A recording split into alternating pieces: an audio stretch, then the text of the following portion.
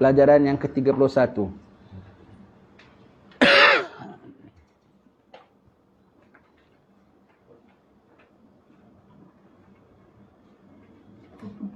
Berkata Allah Ta'ala, hai mereka itu yang percaya akan Allah Ta'ala, takut olehmu akan Allah Ta'ala dengan sebenar-benar takut, dan jangan kamu mati melainkan pada hal kamu Islam.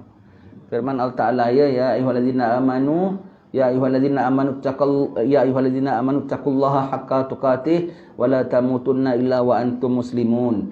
Wahai orang beriman, yang diseru ialah orang beriman. Orang yang dah beriman kepada Allah Subhanahu wa Ta'ala diserukan. Dah beriman. Kalau kita orang beriman, kita dengar segala firman Allah Ta'ala, ya ayyuhallazina amanu, ya ayyuhallazina amanu, kita kena alert. Kita kena tahu itu kita yang dicakapkan oleh Allah Ta'ala. Kalau kita buat bodoh saja, itu bermakna macam bukan seolah-olah macam kenapa saya mati-mati saja. Kalau kita buat bodoh saja, macam bukan kita yang dipercakapkan. Dan ini semua adalah segala ayat-ayat tentang ya ayyuhallazina amanu, ya ayyuhallazina amanu, ya. Dan segala hadis-hadis Nabi yang kalau kita dengar mereka yang beriman kepada Allah dan yaumil akhir hendaklah buat sekian-sekian. Tidak sempurna iman seseorang kecuali dia buat sekian. Itu semua tu adalah komponen-komponen iman. Semua itulah ada komponen-komponen iman. Satu cacat bermakna iman kita ada satu lubang. Satu cacat, banyak yang cacat, banyak kita tak memenuhi, bermakna iman kita kropos. Kropos tu apa? Porous, kosong. Boleh bila-bila saja boleh dia rapuh, bila-bila saja boleh runtuh, boleh roboh, tidak kuat imannya.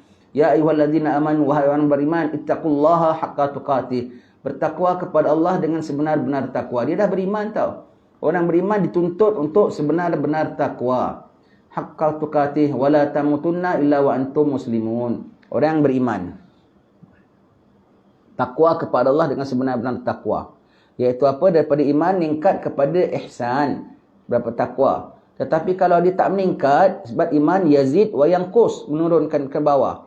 Kalau sampai iman dia tak naik sekalipun, terturun sekalipun, jangan sampai di bawah batas Islam. Paling tidak dia Islam, iman, ihsan.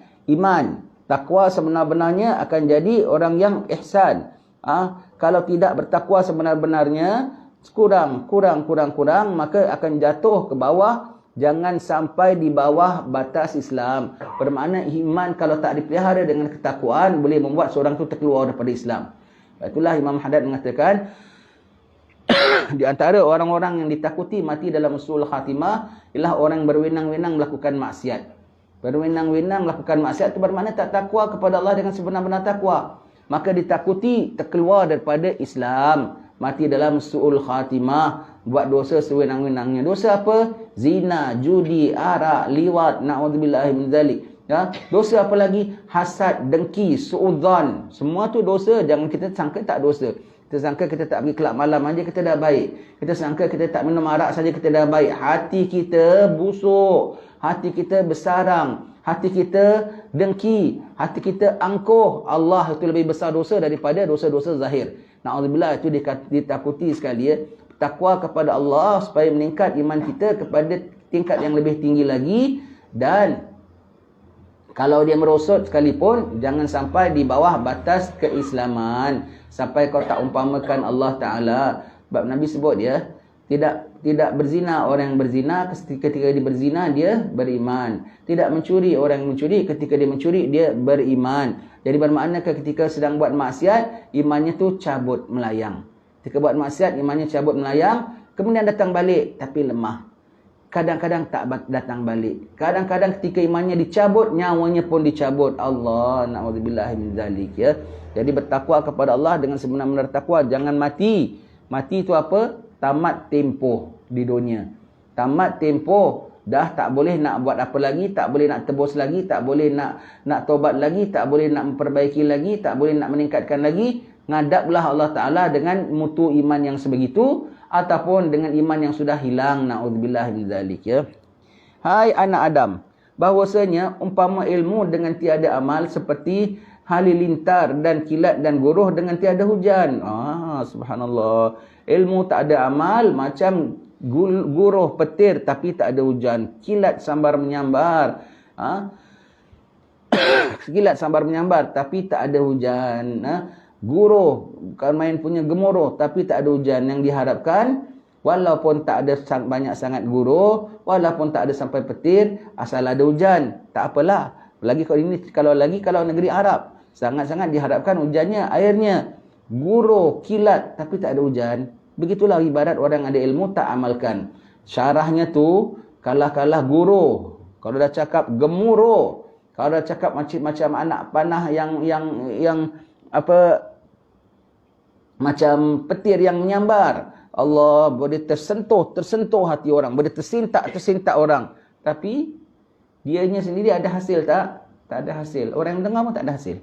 Sakat terperanjat dengan kita cakap, wah ustaz ni cakap hebat, ustaz ni cakap menyentuh kalbu. Tapi lepas tu orang pun takkan berubah. Kenapa tuan punya diri tak berubah? Kita kalau dakwah dengan orang, tak payahlah nak periksa. Buat survey, tuan-tuan ada sembahyang duha, tuan-tuan ada bangun malam, tuan-tuan ada puasa sunat. Kau tengok diri kau sendiri. Kau tak ada buat, tak ada mana orang belajar dengan kau buat. Tak ada mana. Tak ada mana. Mereka setakat dengar, mereka tak bantah saja. Tapi Allah tak akan beri hidayat mereka untuk buat. Kenapa? Kalau dah guru kencing berdiri, murid kencing berlari. Kalau dah bapaknya borek, anaknya rintik. Jadi cakapnya saja berdegar-degar tetapi tidak ada amal. Seperti guru, petir, kilat sambar menyambar. Tapi tak ada hujan, tak ada hasilnya, tak ada menurunkan apa-apa. Dan umpama dengan amal tiada ilmu, umpama pohon kayu dengan tiada berbuah. Amal pula, ilmu tak ada amal, macam guru tak ada turun hujan. Cuma kecoh saja tapi tak ada hujan. Kalau pulanya amal pulanya, dia pula amal tapi tak ada ilmu. Macam ada pohon kayu tumbuh tapi tak ada buah. Ada amal, ada buat, ada bangun malam, ada rukuk, ada sujud, ada baca, baik baca, tapi tak ada ilmu. Ilmu apa ya? Ilmu mengamalkan amalan itu dengan sempurna ikut tertib, dan ilmu memelihara amalan itu supaya tidak rosak.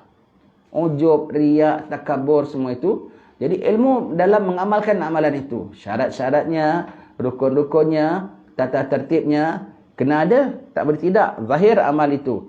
Setiap rukun ada syaratnya pula. Kalau macam kita sembahyang, qiyam, ada syarat qiyam. Rukuk, ada syarat rukuk. Sujud, ada syarat sujud. Ya? Jadi semua tu kena dipenuhi.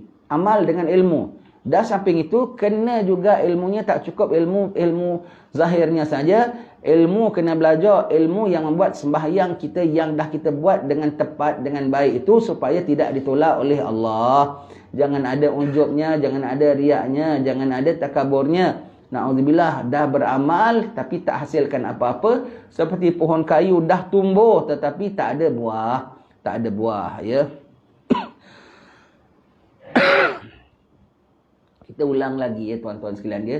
Amal yang tak ada buah ni macam mana? Kita suka ulang-ulang, tak apalah ya. Kemarin di Negeri Sembilan pun kita cakap, kita sebut dia amal yang tak ada hasil, ya, 10 perkara yang merosakkan amal kita. Biarlah kita ulang-ulang senantiasa. Ya, yang pertama apa? Nifak. Amal tetapi bukan real. Datang kerana sebab lain daripada nak beramal itu. Baik belajar baik, baik tarawih baik, baik tahlilan baik, baik apa sekali, hatta tawaf, hatta umrah dan haji sekalipun. Pergi bukan kerana tujuan itu, pergi kerana tujuan yang selain daripada itu. Kalau tak kerana tujuan itu, dia tak pergi haji. Kalau tak ada kerana tujuan yang tertentu itu, dia tidak datang kuliah. Ada sebab tertentu, ada perkara tertentu. Kita bilang ada udang di sebalik batu. Kalau tak ada udang, dia tak adalah nak datang amalnya itu semua tu. Yang pertama ialah nifak ya. Nifak tu apa? Pura-pura nampak macam ada tetapi sebetulnya tak ada. Nampak macam ibadat tapi sebetulnya maksudnya bukan kerana ibadat. Kalau tak kerana maksud dia tu, dia tak ada mana nak datang ibadat tu. Tu namanya nifak ya. Pura-pura, hati-hati sekali ya. Hati-hati apalah sebabnya sekalipun. Kalau tak kerana demi itu, tak ada. Macam sahabat pergi umrah, sahabat pergi hijrah. Innamal a'malu binniat. Setiap amal itu berserta dengan niat. Kalau pergi hijrah sekalipun, niatnya nak kahwin, niatnya nak berniaga, itu saja yang kau dapat. Tak ada dapat niat hijrah ya. Yang pertama ialah nifak. Yang kedua ialah ujub. Rasa Dah amal rasa aku dah buat, aku baik, aku dah capai, aku dah begini. Nanti lepas amal dia bikin postmortem diri dia sendiri. Apa aku dah buat, apa aku dah cakap, apa aku dah ajar, apa aku baik aku, bagus aku. Alhamdulillah tu ujub membuat amalan kita tak ada pahala. Tapi aku betul buat dah baik apa? Takkan aku tak boleh bangga. Syukur memang wajib, bangga tak boleh. Siapa bilang kau dah baik? Tanda amalan kita tak baik, lepas amal tu masih boleh ujub tu maknanya tak baiklah tu. Amal yang baik akan membuat kita makin takut pada Allah. Amal yang baik akan membuat kita lebih cemas diterima ke tak diterima. Tapi amal kalau lepas amal timbul ujub, itu tanda amal kau tak baik. Tak payahlah kau nak banggakan. Confirm tak baik. Confirm tak baik, confirm tak bagus amalanmu, confirm tak ada nilai. Kenapa? Kesan amal itu membuat kau jadi hamba yang jahat. Bermakna adalah cacat amalmu itu. Syarat zahir ke, syarat batin ke, adalah cacat. Sehingga amalan itu bukan buat kau taat pada Allah, makin kau buat lebih jauh pada Allah Ta'ala. Yang kedua, ujub. Yang ketiga, riak semata. Yang ketiga, yang keempat, yang kelima. Ini semua riak. Yang ketiga, riak semata-mata bukan kerana apa, suka amal tunjukkan orang. Yang keempat ialah riak suka dipuji. Yang kelima, riak takut dikeji. Jadi 3, 4, 5 ini adalah apa? Riak. Yang pertama ialah riak. Yang ketiga tadi kita bilang apa? Riak semata. Bukan pasal nak dipuji, bukan pasal nak tayang, tetapi pasal apa? Suka orang tahu amal dia. Apa-apa cerita. Ana dulu begini. Ana dulu dah berkhidmat di tempat sekian tahun. Ana dulu, ana buat begini. Atau lagi orang sekarang bikin apa pun ambil gambar atau satu dunia. Betul tak? Pergi umrah pun ambil gambar satu dunia. Di internetkan semua tu. Sedekah saja, sedekah yang zahir sama sedekah yang secara sir, segala rahsia. Sedekah yang sir tu pahalanya 70 kali ganda. Itu kalau ada ikhlas ya, tak ada riak ya. Kalau ada riak tak ada langsung pahala ya. Yang ikhlas, sama-sama ikhlas. Yang sir pahalanya 70 kali ganda daripada yang nyata ya. Jadi apa? Riak. Suka orang nampak amalan kita. Kadang-kadang boleh kurang pahala, kadang-kadang boleh sampai 0 pahala. Apatah lagi kalau sampai jatuh kepada yang keempat. Suka dipuji, atau riak sebenarnya. Suka dipuji, bikin apa sebaik-baiknya, seelok-eloknya. Kalau sembahyang sebagus-bagusnya, itu namanya bukan sembahyang, itu namanya persembahan. Biar orang bilang bacaannya bagus, rukuknya elok, rukunnya tertib. Allah. Semuanya itu ya. Kalau syarah dibuat-buat dengan gayanya, dia elok-elokkan penyampaiannya, dipetah-petahkan cakapnya. Allah. Itu namanya sengaja tengok orang, biar orang kalau puji gembira, senang hati dia. Allah, itu namanya riak, suka dipuji. Yaumil akhir Allah Ta'ala akan panggil, wahai yang pembohong, wahai yang jahat, wahai yang riak, kau pergi minta pahala dari orang yang kau riakkannya itu. Dari Allah Ta'ala tak ada apa-apa pahala. Yang kelima, takut dikeji orang. Nanti orang bilang tak elok pula. Nanti orang bilang tak bagus pula. Nanti orang bilang tak cantik pula. Nanti orang bilang tak matching pula warna apa baju, warna kain. Nanti orang bilang tak kemas pula serbannya. Nanti orang bilang tak licin pula bajunya. Nanti orang bilang kurang sempurna pula majlis. Orang bilang, orang kata, orang nilai. Itu namanya takut dikeji. Takut dikeji, riak tu namanya. Pakai serban, pakailah lillahi ta'ala. Jangan pasal orang tengok cantik serban dia ya. Pakai serban, pakailah. Jangan niat. Nanti kurang kemas. Nanti orang bilang, kok apa bergumpal-gumpal atas kepala. Pakai yang elok. Kenapa Nabi pakai elok? Bukan pakai elok kerana takut orang cela. Apalagi nak orang puji. Masak biar yang enak. Kenapa? Dapat pahala. Bukan biar orang puji. Masakan aku, asam pedas aku, satu parit raja pun kalah. Astaghfirullahaladzim. Tak cukup rasa. Nanti apa kata tetamu, ini macam masak semur. Tu semuanya tu tak boleh ya. Takut dikeji, amalan takut dikeji. Nanti orang cacat, nanti apa gitu. Sebab tu orang-orang gini tak peduli kau nak keji, kau nak cacat, kau punya pasal. Mungkin kalau aku salah, aku minta ampun kepada Allah Subhanahu Wa Taala. Dan aku memang tak perfect, aku memang tak bagus. Dan aku bukan tunggu markah daripadamu. Dan aku tak heran pun markah daripadamu. Kau cacat-cacatlah, kau cela-celalah. Kau sendiri pun akan menjawab depan Allah Subhanahu Wa Taala. Yang keenam, yang ketujuh, manni wal adza. Mengongkit-ongkit dan menyakitkan. Mengongkit-ongkit. Budak ni kau tak aku biaya, tak pergi sekolah dulu. Lampu ni anak yang beli. Kipas ni anak yang sponsor. Sebut tu bangkit-bangkit tu namanya. Bangkit-bangkit. Menyebut-nyebut amalan kita. Bangkit-bangkit depan amalan kita. Aku bangun malam sampai ngantuk-ngantuk. Itu bangkit dengan Allah lagi. Bangkit terhadap Allah lagi. Ya. Bangkit-bangkit amalan kita. Bangkit-bangkit. Ya. Ada bangkitnya kemudian. Lepas 3 tahun. Ada bangkitnya ketika itu juga.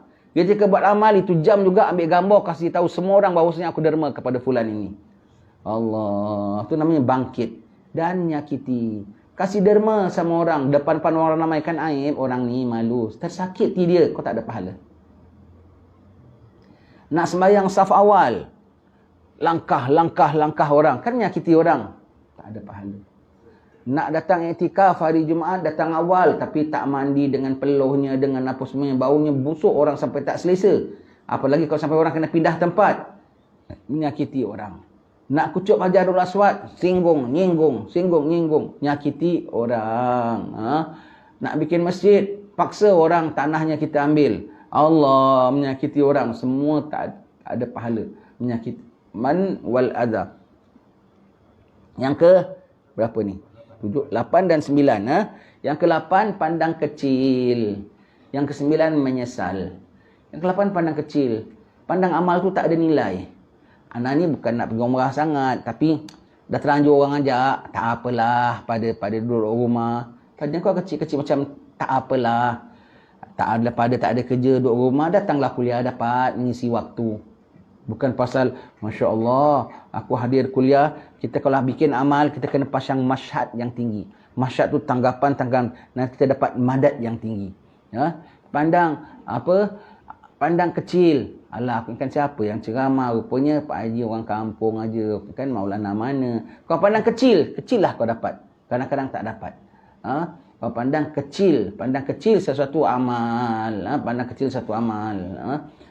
Tak ada kerja, datanglah masjid. Dengar-dengar. Tak apalah. Pada kat rumah tak ada kerja. Pada kau semua tak apalah. Pada itu, pada ni. Jadi macam benda tu sambilan. Tak ada harga pada kau. Tak ada yang kau nak ambil beratkan. Tak ada kau nak ambil menghargai. Mensyukuri apatah lagi. Yang ke-9 tadi, menyesal. Menyesal aku bantu budak ini. Rupanya PL dia teruk. Kan mesti kita dengar begitu kan ya. Menyesal aku buat baik dengan dia. Rupanya anjing menggigit tangan yang memberi dia makan. Jangan. Itu dah nasib kau. Itu dah nasib kau. Menyesal aku kahwin dengan dia. Rupanya PL dia teruk. Jangan menyesal. Jodoh dah jodoh, sepanjang hayat dengan dia, sama dengan dia, okey, sekarang dah habis jodoh, ya sudahlah, habis cerita. Tak payah menyesalkan, sebab ketika awak berkahwin dengan dia tu dapat pahala. Ketika awak bersama dengan dia, berbahagia tu dapat pahala. Awak menyesalkan, tak ada pahala. Tak ada pahala semua itu. Amal tu disesalkan. Menyesal, menyesal pergi haji. Ada saya jumpa orang satu. Allah, pada hari Mina. Hari Mina ke hari Arafah? Hari Mina. Jadi bilang jangan bawa duit banyak. Dia bawa duit. Dicuri orang, hilang duitnya. Mengamuk-ngamuk dekat Arafah ke dekat Mina ya? Menyesal. I regret come here. Aku menyesal pergi haji. Bini aku dah bilang kau jangan pergi haji. Kau ni masih banyak dosa. Nanti Tuhan tindak engkau tau. Allah, jadi Tuhan tu jahat rupanya. Kan betul aku dapat gini. Kalau aku cakap bini aku, menyesal aku datang sini. Korang pun semua sama. Kita pula salah. Korang pun padan begitu begini apa semua. Ngamuk-ngamuk. Dekat Arafah kita bilang astagfirullah orang ini. Berkali-kali disebut menyesal aku datang. Macam-macam orang begitu ya. Masa dia dah tenang sikit kita panggil dia, brother. Can we have some words? Can we talk a little bit? Can we discuss? Kita bilang. Dan ini ustaz pun satu, aku pun salah. Dia dapat opah banyak, dia dapat itu. Dia dapat tiket free, kita yang kena bayar apa semua. Allah, padahal kita pergi semua jemaah tau. Kita pergi tak ada yang apa, kita tak pernah jadi pegawai. Tapi asal kita pergi nanti orang minta ceramah, orang minta apa semua. Dan kita bilang, brother, you shouldn't regret. Allah beri kau. Dan ujian Allah bukan buruk. Ujian Allah maknanya Allah sayang kau. Dan in the very first place, aku datang, aku pun jemaah macam kau tau. Aku bayar sama dengan kau. Aku bukan free ya. Begitu. Oh, sorry Ustaz. Tak apalah, kau tak payah sorry, aku pun tak apa. Tapi sekarang masih baki hari wukuf. Baik kau menyesalkan sikap kau itu. Dan Tuhan yang invite kau. Dan kau dalam nikmat. Siapa bilang kau dalam bahaya? Siapa bilang Tuhan sedang kecam kau? Yang curi duit kau tu dah memang tulisan kau. Yang ada orang kena curi nyawanya, mati. Yang ada orang kena curi kesihatannya. Allah, malam baru kita tengok satu budak bujang, budak Pondok Meru. Allah ambil balik kakinya. Tak semena-mena aksiden motosikal berlanggar, kakinya tak boleh diselamatkan, dipotong. Allah, kesian, tak ada kencing manis, tak ada apa. Allah, begitu ya. Yang ada orang hilang kakinya, ada orang hilang matanya, kau setakat hilang duit. So, itu pun ada nikmat, ada rahmat Allah Ta'ala. Kita pujukkan dia semua gitu. Jangan menyesal. Jangan misal pergi haji kok menyesal. Pergi haji kok menyesal. Allah. Yang ke-10 ialah apa? Luput. Bayar fitrah. Lepas sembahyang raya boleh banyaklah orang. Nantilah lepas sembahyang raya bayar fitrah bolehlah. Lepas sembahyang raya Pak Amil pun tak ada kerja, kau tengok. Lapang tak ada orang. Bayar fitrah lepas sembahyang raya. Luput tak? Luput. Ada pahala? Tak ada pahala. Tak ada pahala. Sembahyang gerhana. Dah hilang gerhana baru nak sembahyang dan luput. Tak adalah. Tak ada. Sembahyang zuhur 5 petang. Dah luput lah. Luput. Berdosa engkau. Begitu ya. Sembahyang subuh, setiap kali sembahyang subuh terang dia, tak pernah sembahyang subuh masih gelap. Astagfirullahalazim. Dah luput. Begitu dah luput, dah tak dapat lah. Dah luput, dah tak dapat. Begitu 10 perkara yang membuat amalan kita boleh ditolak oleh Allah, tak diterima. Itu yang apabila dah putus nyawa, nanti dia nampak, dia menyesal. Loh, kok kosong pahalanya, wahai malaikat. Kok kosong, aku kan ada tarawih, aku kan baca Quran. Itu kau bilang baca, yang kau tayang-tayangkan depan orang, itu kau bilang sembahyang, kau bilang tarawih, kau bilang apa, tapi kau apa, sebetulnya niatmu ini, cacatmu ini, tunjukmu ini, kan aku ada derma. Itu kau bilang derma, yang lepas tu kau bangkit, kau ungkit. Allah, zero markahnya.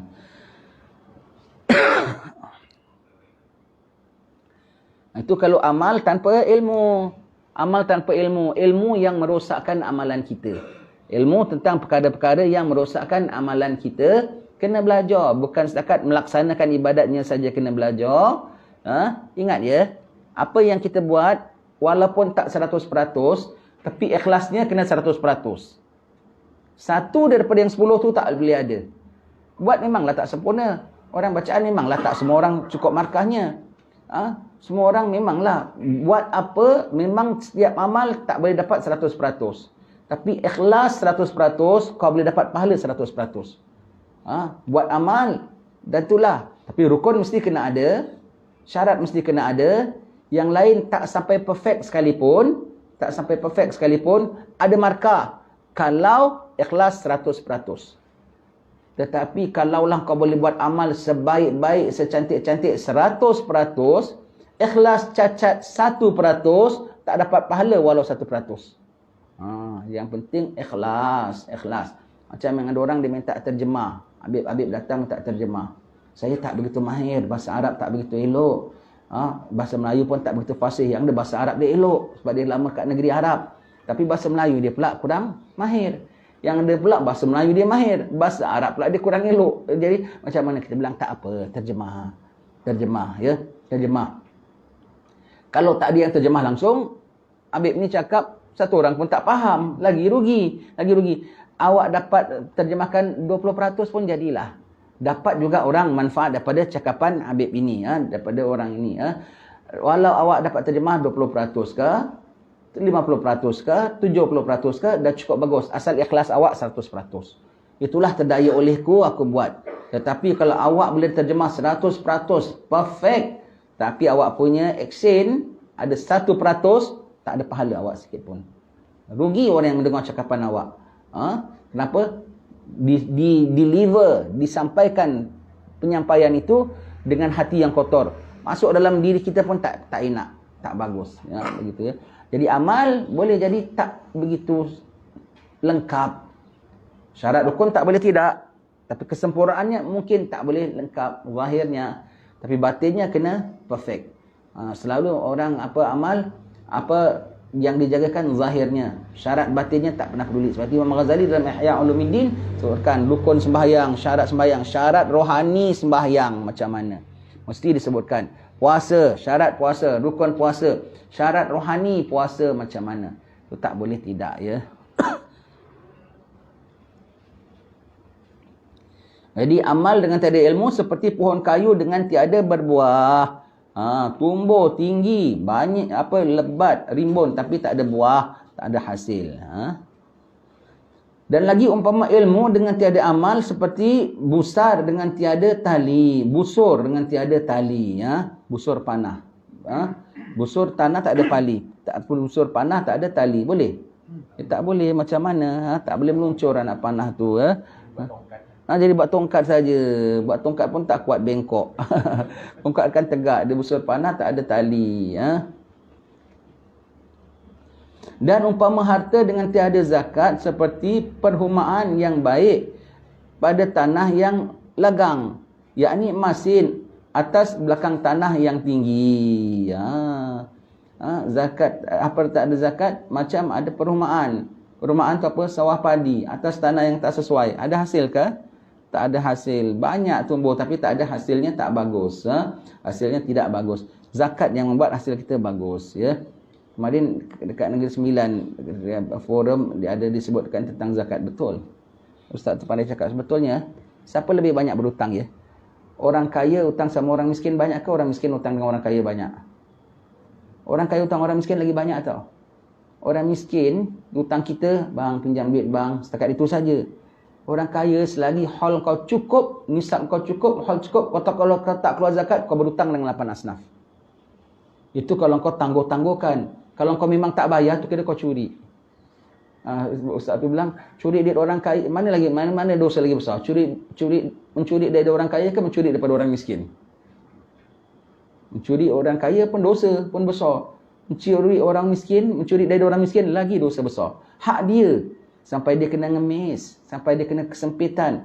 Tapi hak dia masih dalam poket-poket dan dalam laci-laci orang kaya. Hak dia tu. Jadi kau tak sampaikan tu, kira kau curi. Allah. Jadi ada harta, tak ada zakat. Macam ada perumahan, tapi tanahnya tak bagus. Tak jadi.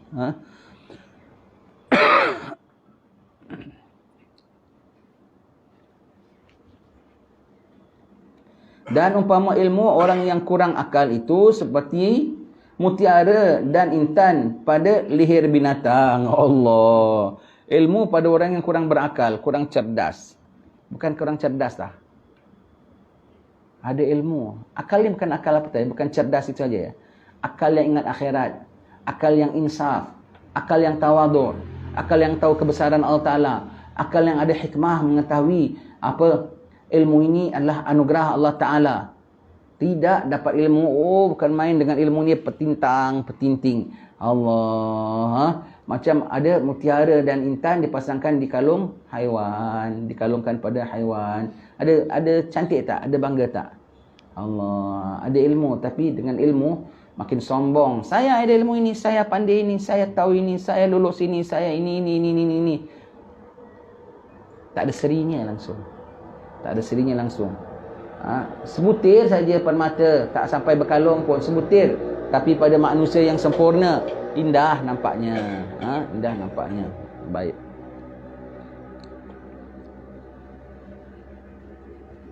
Kurang akal, itu maknanya kurang akal tau. Kalau tak takwa kepada Allah Ta'ala tu, maknanya kurang akal. Kurang akal. Tak insaf pada Allah Ta'ala, tak syukur dia dapat ilmu, itu namanya kurang akal. Dan umpama hati yang keras itu seperti batu yang jatuh ke dalam air. Hati yang keras, batu jatuh dalam air. Boleh tumbuh tak? Tak boleh tumbuh. Terus tenggelam kat bawah, habis. Hati yang keras, batu jatuh dalam air, tak ada manfaat. Air tak resap dalam dia, tak boleh tumbuh. Kalau benih jatuh dalam air, kalau yang baik boleh tumbuh. Jadi pulau. Jadi pulau. Kalau batu dah jatuhlah tenggelam, tak ada manfaat, ya. Dan umpama pengajaran pada orang yang gemar padanya itu seperti mengencing pada kubur, Allah. Umpama pengajaran pada orang yang gemar padanya itu, seperti kencing pada kubur. Apa ni maksud? Pengajaran pada orang yang gemar padanya itu. Ini mesti ada perkataan yang terlepas. Seperti kencing pada kubur. Kencing pada kubur. Kencing pada kubur tak boleh kan, tak bagus ya. Baik. Pertama, pengajaran pada orang yang tak gemar padanya itu. Baik. Dan umpama sedekah daripada harta yang haram itu seperti orang yang membasuh sesuatu yang keluar daripada kainnya dengan kemihnya, cuci dengan kencing. Sedekah dengan duit haram. Itu yang Ghazali sebut, kalau kau nak bina masjid, kau kena pastikan tak ada satu sen pun duit orang. Bikin masjid, derma, infak, sana sini. Ambil gambar, tapi duitnya duit haram, duit rasuah. Habis kau bikin apa? Kau derma. Balikkan orang tu lagi, bukan lagi afdal. Itu yang wajib. Satu sen pun duit orang. Wajib. Bukan afdal. Wajib. Derma. Bertayang pulaknya. Tapi duitnya daripada hasil rasuah. Daripada hasil yang peras. Daripada hasil yang paksa. Daripada hasil yang tipu. Daripada hasil yang curi. Tak ada hasil. Tak ada hasil ya. Derma daripada yang haram. Ghazali bilang kalau kau nak bikin masjid. Bikin masjid tak wajib. Tak semua orang kena bikin masjid. Tetapi mengembalikan wang orang adalah wajib. Ambil wang orang 1 sen, pulangkan adalah wajib. Maka derma dengan wang haram seperti cuci kain pakai kencing. Boleh bersih tak? Tak boleh bersih. Makin pesing lagi baunya. Ya.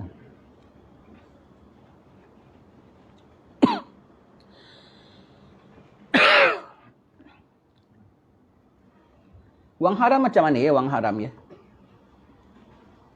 Kalau sumbernya haram, wangnya jadi haram. Sumbernya tu macam mana? Bukan kau punya, kau ambil. Rasuah, kata tu haram. Bukan kau punya, kau ambil. Kau tak layak, kau tak patut, kau ambil. Tipu. Termasuklah juga kerja-kerja yang diharamkan oleh Allah. Maka segala upahnya haram. Kalau ada alat-alat muzik yang diharamkan, kau bermain alat muzik itu, kemudian dapat upah, tu haram. Tukang sihir, tukang tenung, dapat upahnya, haram. Pengerasnya. Kan orang pengerasnya. Apa? Haram. Kemudian lagi apa? Apa segala kerja yang haram? Orang perempuan tampil depan orang ramai, menghiburkan, orang semua boleh tengok dia, walau tutup aurat sekalipun. Ingat ya, berpakaian tutup aurat. Pakaian tutup aurat tu bukan hanya menutup aurat, menutup maruah sekalipun ya. Tutup maruah sekalipun. Agak-agaknya halal tak perbuatan itu? Jawablah sendiri. Kalau kemudian hasil pendapatan itu halal ke tidak? Jawablah sendiri. Kalau kita cakap nanti orang bilang kita tuduh-tuduh macam-macam. Agak-agak orang perempuan tampil depan orang-orang ramai dengan apa gaya-gaya yang kita fahamlah macam mana, menarilah apa semua begitu sini. Semuanya tu halal ke tidak perbuatan itu? Kau jawablah sendiri. Kalau dah begitu, hasilnya macam mana pula? Jawablah sendiri. Jawablah sendiri. Begitu ya. Semua tu ya, apa perbuatan yang haram. Termasuklah hasil yang haram apa? Internet. YouTube ya, katanya kita kalau ada channel YouTube, kalau orang banyak tengok kita punya, jangan lupa subscribe dan tekan tombol lonceng. Begitu ya. Katanya kalau orang banyak subscribe kita punya, banyak, bukan hanya subscribe tau. Orang banyak tengok aja kita dapat markah ya, katanya ya. Boleh dapat duit ya. Betul ya? Betul ya. Dapat sen. Banyak ya. Banyak ya. Kalau channel kau yang ada akak-akak kita tengok dalam YouTube, bagus akak ni. Dia kongsi masakan. Cara buat keripik begini, cara buat rempeyek begini. Nanti lain pula cara buat kuih bingka begini. Dia share dengan orang. Tak apalah. Orang tengok channel dia, lepas tu dia dapat duit, YouTube bayar dia kan. Itu tak apa hasilnya. Kalau dia punya channel tu channel mengumpat. Yang orang sekarang channel mengumpat tahu, budak muda-muda tapi mulutnya kayak kala-kala makcik. Dah umpat orang, ustaz tak ustaz, siapa pun dia kalau nak ngumpat, nanti ini salah, ini begini ni. Atau apa gitu, saya nak beri komen, apa-apa isu berlaku dia jadi juru ulas. Ngumpat, aib orang dia buka semua gitu. Mahkamah pun tak bukakan aib orang. Mahkamah pun certain case tak kasih wartawan masuk. Mahkamah pun tak senantiasa reveal everything. Baik, dia kan dengan satu isu saja, wah dia gobarkan, dia ginikan, dia ulaskan, dia apa semua tu, ngumpat semua tu. Kau buka aib orang. Kau buka satu orang punya, kau buka 1000 orang punya aib, kau umpat, jawablah kau. Kau ngumpat, orang Indonesia begini, orang Bangladesh begini. Kau berdosa terhadap semua Indonesia, kau berdosa terhadap semua Bangladesh. Kau umpat satu orang, tapi kepada satu dunia, dosa juga. Dosa besar juga. Yang kita tak kena mengenal fulan itu, tak tahu pun itu, kau umpat dia. Kau beritahu sama kita. Allah, dapat hasil. Hasilnya haram. Dapat hasilnya haram. Dan itu apa? YouTube maksiat tu namanya. YouTube bergunjing. YouTube namimah. YouTube yang membuat orang mengumpat. Mengumpat, ghibah dan namimah, dan dapat hasilnya haram. Semuanya begitu. Saja aja buka begitu, tak ada kerja lain, jadi dia komen. Ada orang pula suka tengok semua tu, ahli kepo tu namanya. Yang cakap pun kepo, yang suka nak mendengar tu pun kepo. Benda tak ada kena-mengena dengan kita. Semua tu masuk dalam sabda baginda. Di antara kesempurnaan iman seseorang, Islamnya seseorang, dia tak ambil hal benda yang tak ada kena-mengena dengan dia. Fulan tu kalau buat salah pun bukan kena-mengena dengan dia. Kalau dia betul nak nasihat, kau jumpa orang itu kau nasihatkan. Bukan kau sebarkan dengan satu dunia. Semua tu dapat hasil haram hasilnya. Kemudian derma, kemudian kumpulkan duit banyak, bayar zakat. Haram semuanya tu, haram. Itu namanya apa tahu? Haram elektronik. Kau kena tahu, ya. Dan umpama sembahyang dengan tiada berair sembahyang itu seperti tubuh dengan tiada nyawa. Sembahyang tak ada wudu. Ada orang sembahyang tak ada wudu. Ada. Kencingnya tak tos. Lepas tu terkencing balik. Dia dehem aja kencingnya keluar balik. Allah, sembahyang tak ambil air, tak ada sembahyang. Seperti apa? Badan tak ada nyawa. Tak hidup. Dan umpama amal dengan tiada taubat seperti rumah dengan tiada tiang. Roboh. Jika rumah tak ada tiang, roboh tak? Roboh. Roboh. Amal tak ada taubat. Syarat nak tuju Allah Ta'ala, syarat nombor 1 tobat. Tobat, minta ampun pada Allah Ta'ala. Tobat, minta ampun pada Allah Subhanahu Wa Ta'ala. Kalau kita tak tobat, saya sudah sedia nak berubah. Nak mengubah cara kehidupan lama saya kepada kehidupan yang lebih takwa kepada Allah. Saya sanggup nak mendekatkan diri pada Allah, baca Quran. Satu hari 3 juz. Oh, saya pula sanggup derma satu bulan 300. Oh, saya pula sanggup pergi ke umrah setiap tahun kerana nak mendekatkan diri pada Allah Ta'ala. Dekat tak? Tak, kalau kau tak tobat. Tobat tu apa? Dosa-dosa yang silam. Kalau orang nak menuju Allah Ta'ala tanpa dia tobat, seperti keldai yang tertambat pada batu kisarannya. Dia tertambat dengan dosa-dosa lamanya. Syaitan tengok aja. Sembahyang konon, umrah konon. Tapi hatinya masih doyan maksiat. Bila-bila kita cocok aja dia maksiat balik, dia jatuh balik. Ada 2 ekor keldai. Dari pagi kita suruh dia jalan. Ada yang jaga. 5 jam, 5 jam. Keldai A, keldai B. 5 jam jalan, 5 jam jalan. Lepas tu tanya, keldai A berapa langkahnya? 5,000 langkah. Keldai B berapa langkahnya? 5,000 langkah. Keldai A berapa kilometer? 5 kilometer. Keldai B berapa kilometer? 0 kilometer. Kenapa? Yang ni lepas, tak tertambat. Yang ini tertambat, jalan tapi pusing-pusing. Orang utara bilang apa? Pimai-pimai tangtu.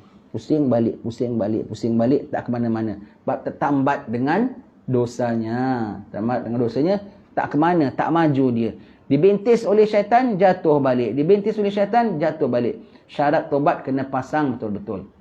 Amal tanpa tobat, seperti rumah tak ada tiang, roboh. Wallahu alam. InsyaAllah yang lagi 2 ni pun kita baca pada minggu hadapan. Semoga Allah Ta'ala ampun dosa kita.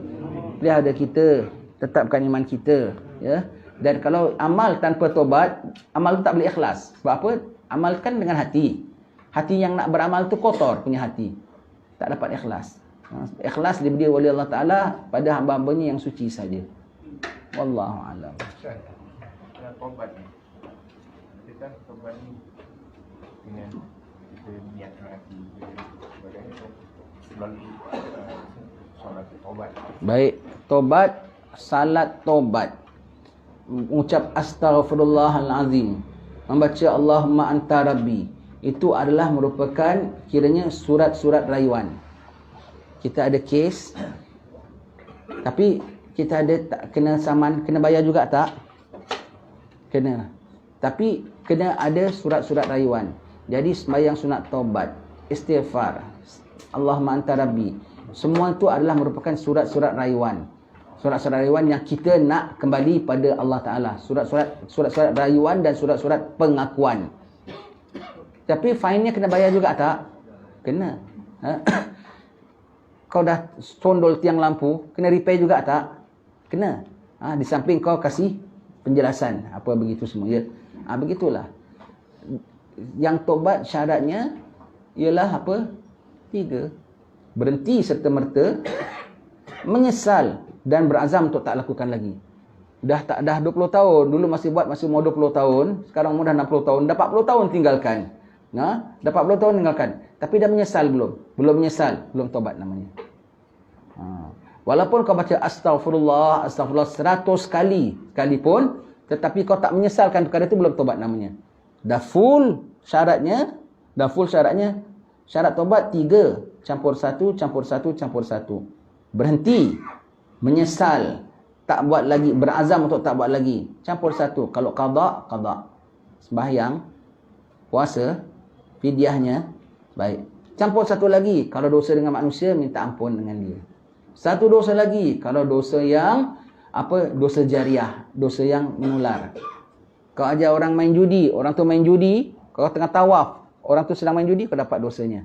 Kena sampai dia tobat, dia ajar orang lain, orang tu semua tobat, barulah clear. Ya. Dah lepas itu semua, dah cukup syaratnya, barulah ya Allah ampunkan, ya Allah aku menyesal, ya Allah minta ampun, ya Allah aku mengaku, ya Allah. Itu sebagai supporting dokumennya. Setakat ya Allah aku minta ampun, ya Allah istighfar, tapi dalam hati masih seronok dosa tu. Tapi sembahyangnya qada bertahun-tahun masih belum bayar lagi, dia belum tobat namanya. Belum tobat. Sembahyang sunat taubat sekalipun. Sembahyang sunat taubat, sembahyang sunat taubat. Sembahyang sunat kerana kau taubat. Taubat tu syaratnya tu kena pasang. Kalau sembahyang sunatnya tak ada syarat taubatnya, namanya bukan sembahyang sunat taubat. Walau kau niat saja aku sembahyang sunat taubat sekalipun, sebab tak ada taubatnya, maka tak adalah nama sembahyang sunatnya sembahyang sunat taubatnya. Kena ada taubatnya, baru disupport dengan sembahyang sunat taubatnya. Terampun dosa ke tidaknya? Kalau setakat istighfar gitu saja, terserah pada Allah Ta'ala. Tetapi dia pada diri dia belum menyesal, pada diri dia belum keluar daripada cengkaman dosa itu. Menyesal tu membuat dia terlepas daripada cengkaman dosa itu, kelazatan yang terlarang.